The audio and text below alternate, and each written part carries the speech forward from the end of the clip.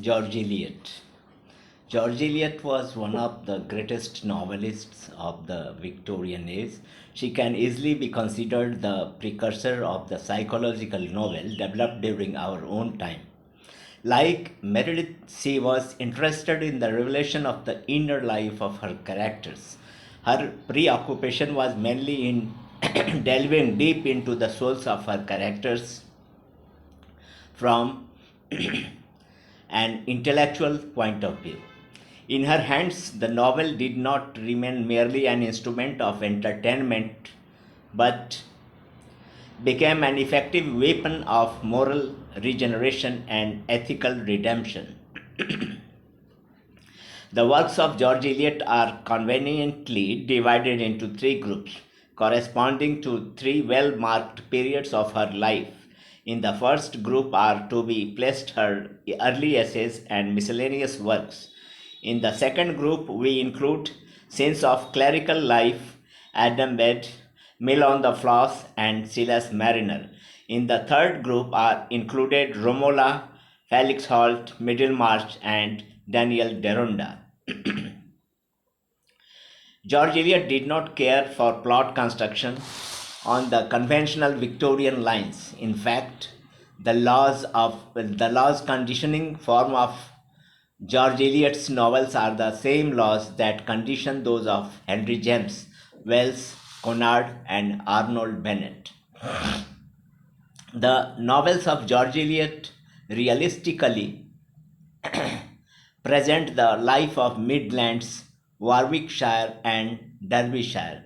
The scene after scene, character after character in her novels have been identified with place and person with whom George Eliot has been familiar.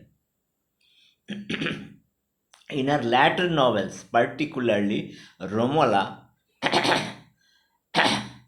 she casts aside the realism which had characterized her work in Adam Bede, Mill on the Floss, and Silas Mariner. But later on, at least once in the Middlemarch, she came back to her favorite theme of the countryside. Once again, she held out a gleam of her former glory and her realistic portraiture of her life. Meredith and George Eliot are psychological novelists of the Victorian era, and both of them tried to focus the light not on the external trappings of personality but on the inner struggle of souls of their characters. George Eliot sought to reveal and analyze the motives, impulses, and influences that worked in the formation of her characters. Besides, her novel was not a source of entertainment. She made it an instrument for philosophic thinking.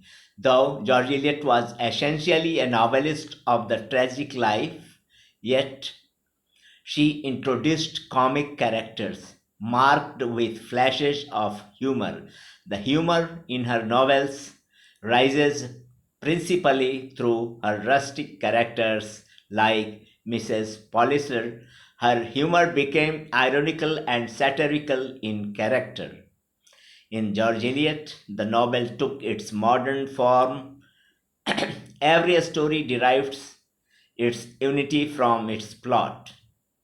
The different episodes are all related to one another and subordinated to the main story.